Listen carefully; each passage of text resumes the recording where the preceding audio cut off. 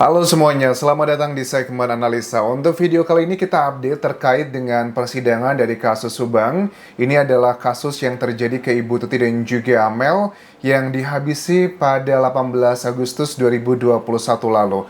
Ini ada satu hal yang aku lihat kayak tren apa yang dilakukan oleh terdakwa Yosep ini begitu unik untuk dianalisa. Kalau dulu Yosep awal-awal kasus ini terjadi kan juga termasuk yang cukup sering berbicara di media nasional. Aku masih ingat banget di hari yang sama tanggal 18 Agustus 2021, sehari setelahnya atau bahkan malamnya, Yosep itu kan diwawancara dengan sejumlah media massa.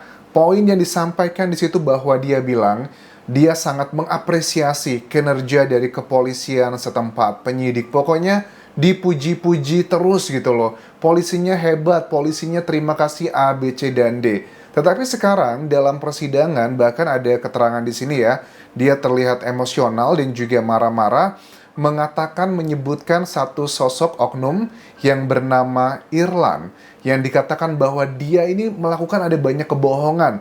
Bahkan dia nggak segan-segan, Yosep mengatakan bahwa Irlan ini kecenderungannya adalah melindungi Yoris, putranya, terkait dengan uang, terkait dengan perhiasan. Apa yang terjadi? Kok begitu bertolak belakang?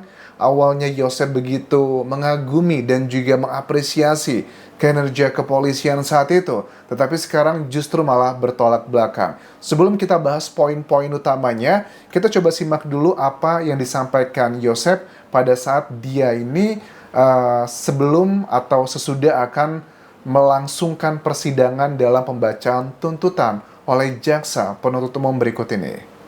Terutama dalam keuangan ya, 30 juta.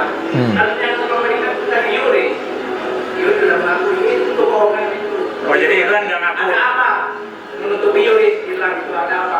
Ada apa?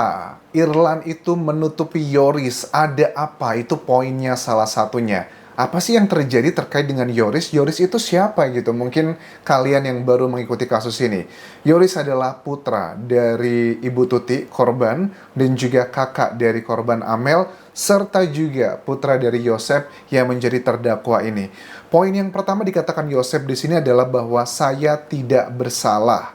Oke, nggak masalah sih yang namanya tersangka atau terdakwa itu boleh menyangkal semua hal yang dituduhkan. Harus dibongkar oknum penyidik dari Polsek Subang. Penyidik Irlansyah awalnya dipercaya di jaksa hingga pengadilan. Oke, maksudnya gimana ini? Kesannya bahwa Yosep ini kayak dikhianati begitu. Karena Irlansyah itu termasuk yang sebenarnya cukup dekat dengan Yosep kalau kita lihat jejak digital. Mereka ada kelihatan beberapa kali di media massa, sosial media. Warga juga sudah melihat bahwa memang mereka sudah sering beberapa kali bertemu. Uang itu kan ada di Yoris. Ada apa ini? Dia menutupi dan melindungi Yoris. Oke, bagian ini yang ngebuat aku bertanya-tanya ya, Pak Yosep ini apa sih strategi yang dilakukan? Karena sampai saat ini pun dia tidak melakukan pengakuan bahwa dia melakukannya. Kayaknya sini yang menjadi salah satu sandungan dari Polda Jawa Barat terkait dengan 3 tersangka lainnya adalah Mimin, Abi, dan juga Arigi, yang juga merupakan istri kedua dari Yosep ya. Mereka sampai saat ini masih statusnya sebagai tersangka, belum terdakwa. Berkasnya masih belum lengkap. Kayaknya sih kalau aku sudah melihat dari beberapa bulan terakhir ini, dari jaksa itu sepertinya sedang menunggu alat bukti lainnya untuk meyakinkan bahwa mereka adalah bagian dari para pelaku di kasus ini. Well, suka nggak suka ya teman-teman, ini adalah satu hal yang sudah tricky sih. Kayaknya Yosep fokusnya sekarang kayaknya dia pengen menyelamatkan adalah istri keduanya dan juga kedua putra tirinya. Sementara Yoris, kayaknya dia mau ngebawa-bawa Yoris, padahal Yoris itu adalah putra sebenarnya yang berhubungan secara keluarga gitu. Tapi mungkin dengan hal-hal 3 tahun terakhir yang dialami begitu banyak, mungkin udah bukan lagi ikatannya, sudah nggak sekuat seperti dulu lagi. Makanya dia sekarang berusaha untuk menunjukkan adalah Yoris ini ada apa begitu. Kesannya mau disampaikan seperti itu. Sidang pembacaan tuntutan Yosep ini sudah ditunda sebanyak 2 kali. Tapi hakim mengatakan bahwa nanti di sidang berikutnya itu akan digelar Kamis 4 Juli 2024. Tuntutannya ini menurut aku akan mendapatkan tuntutan yang maksimal karena sampai saat ini nggak ada hal yang meringankan Yosep sebenarnya. Alat buktinya sudah banyak sekali mengarah ke dia, misalnya 2 noda merah di bajunya Yosef, walaupun ada sebagian yang menginterpretasikan ada 5 noda merah. Ya mau 5, mau 2, yang penting intinya adalah itu kok bisa ada noda merah miliknya Bu Tuti dan juga Amel yang berada di bajunya Yosef. Bajunya Yosef itu baju yang sudah diambil di hari kejadian, kemudian dikembalikan lagi ke Yosef, dicuci, kemudian oleh penyidik sebulanan kemudian juga dicek mana baju yang dipakai di hari kejadian. Untungnya pas dicek, ternyata masih ada jejak 2 noda merah tersebut yang terletak itu di bawah kancing dan juga di kerah. Memang bagian tersebut adalah bagian yang sulit untuk dibersihkan. Itu kayak petunjuk banget sih, karena kan ada orang yang mungkin orang awam akan bertanya, anjir kayaknya nggak masuk akal deh. Kalau memang Yosef terlibat dalam peristiwa tersebut, masa cuma 2 noda merah, masa cuma 5 noda merah, harusnya ngocornya kemana-mana. Ya karena ada bagian cerita yang kita tidak ketahui secara utuh bahwa baju tersebut adalah baju yang sudah dikembalikan. Kan kita ketahui memang keterangan dari sejumlah saksi dan juga penyidik, Yosef pada saat di hari kejadian datang ke polsek setempat, pada saat dia melaporkan, adiknya Mulyana juga sudah membawakan baju untuk dia ganti. Tapi kan ada bagian yang tidak diceritakan bahwa bajunya tersebut itu ternyata dikembalikan lagi loh ke Yosef. Nggak cuma baju, kayak perhiasan yang dimiliki Bu Tuti dan juga Amel, terus juga ada laptop, ada handphone, awalnya disita kemudian dikembalikan. Itu bukan barang bukti cuma 1 atau 2, tapi ada banyak hal lain lagi yang sudah mengawal kasus ini. Sudah banyak lah sejumlah barang bukti yang awalnya disita kemudian dikembalikan, disita lagi. Terus juga dari kuasa hukum Yosef mengatakan bahwa harus didalami adalah bercak noda merah di bajunya Danu juga. Ini kayaknya menggunakan satu alat serangan yang sama. Awalnya kan Yosef ini dijadikan tersangka karena alat buktinya ya 2 noda merah tersebut ya secara DNA yang tidak bisa terbantahkan. Ini dipakai juga nih untuk menyerang dalam tanda kutip adalah Danu yang merupakan justice kolaborator dalam kasus ini.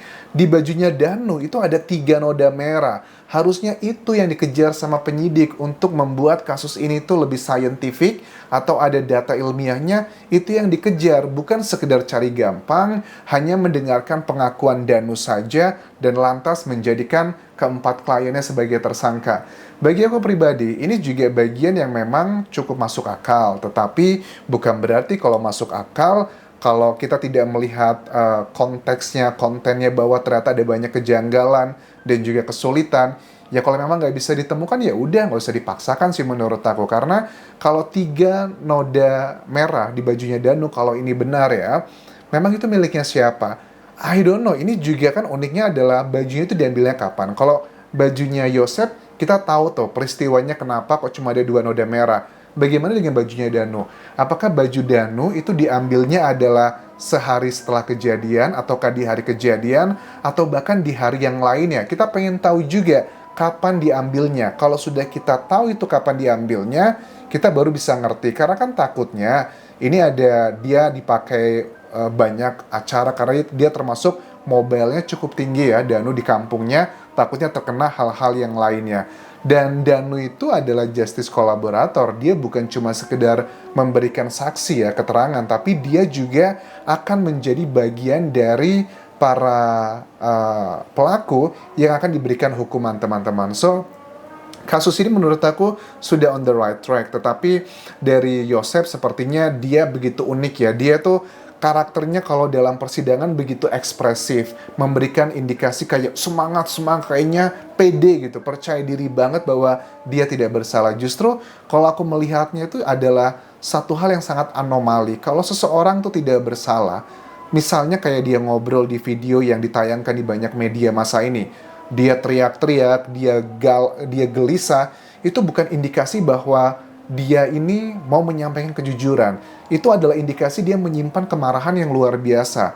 Dan saking marahnya, dia nggak kontrol apa aja yang disampaikan. Pokoknya yang penting ngomong kuat, kemudian nyerempet semuanya begitu. Dia tahu sih kayaknya Polda Jawa Barat sedang mendapatkan sorotan dari kasus Vina dan juga Eki. Makanya dia tahu banget pada saat dia lagi diliput oleh YouTuber, oleh media, dia ngebawa-bawa isu adalah terkait dengan oknum kepolisian. Dia tahu banget selanya bagaimana untuk masuk mempengaruhi hal-hal yang ada di persidangan. Kita nggak bisa tutup mata, teman-teman. Keviralan di Indonesia itu adalah faktor penting dalam penegakan hukum. Like or dislike, believe it or not. Aku lihat strateginya adalah berusaha untuk menyampaikan ke masyarakat lewat platform sosial media ini bahwa ada yang nggak beres loh dalam kasus ini. Dia tuh adalah korban fitnah katanya. Bagi aku sih kalau dia dibilang korban fitnah, I don't think so. Karena dengan 2 noda merah aja, tanpa adanya keterangan Danu itu udah mencurigakan banget sih. Ya itu adalah bagian yang ditambah lagi kan, kalau kalian sudah mengamati kasus ini, keterangan saksi juga ada loh, nggak cuma keterangan Danu. Sejumlah keterangan saksi, misalnya dari siapa tuh? Ibunya Angger dan juga Angger yang punya CCTV, mengatakan bahwa di hari kejadian, dia sudah ngelihat CCTV-nya sekitar 5:30 pagi, itu ada sosok yang mirip Pak Yosep.